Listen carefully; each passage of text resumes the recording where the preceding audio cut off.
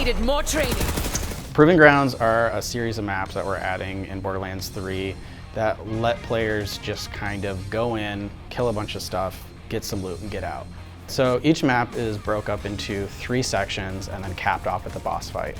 Each of those sections you have to clear waves of enemies, and after you clear them, you're given the green light to go forward to the next one.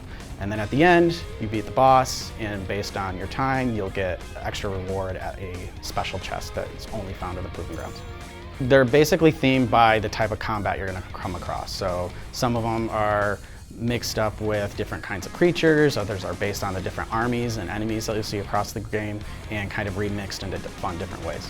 Each starts with 30 minutes and you can beat them totally in 30 minutes. So really it's about how quickly can you do it. It's not about will you do it in time. But the better you do, we kind of go to that loot chest at the end and say, oh, you did it this quickly. We're gonna, spike up that chance for a good piece of loot, just a bit more.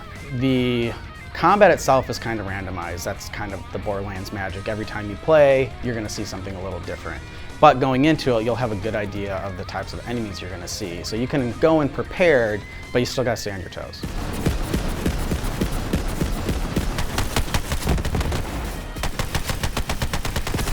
Our creative director, Paul Sage, kind of pressed me into thinking of a way, how can we get players into the game, into combat fast, and get them reward without having any narrative or a lot of narrative.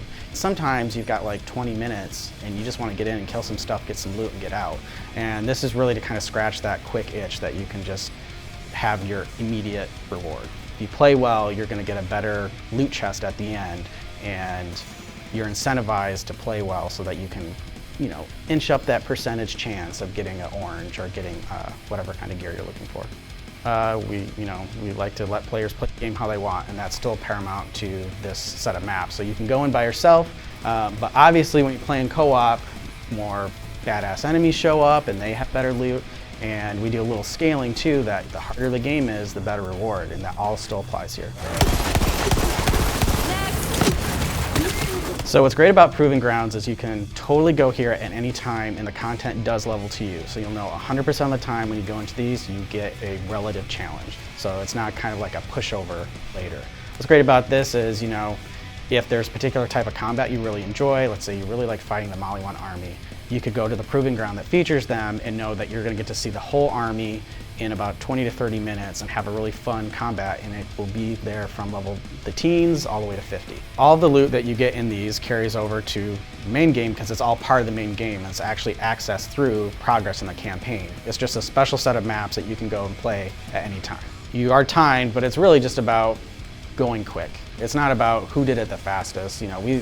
We want everyone to feel like they have a chance for success, totally go to another level, do some other side missions, hopefully go to the Proving Grounds, screw off a little bit, and then be like, okay, now I'll get back into the story. Take my character and go right back to the story.